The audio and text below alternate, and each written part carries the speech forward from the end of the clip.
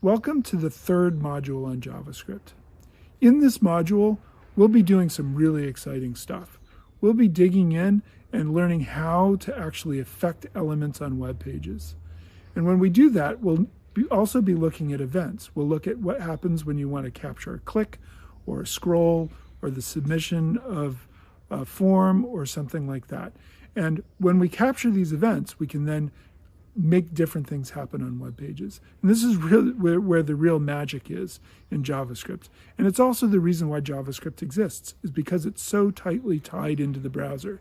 And now we can find JavaScript in other places other than the browser, but its main reason to exist is the fact that it is so tightly connected into the browser. And we'll really get into that in this part of this course during this module. So I hope you have fun with it, and by the end you will have learned quite a lot of JavaScript.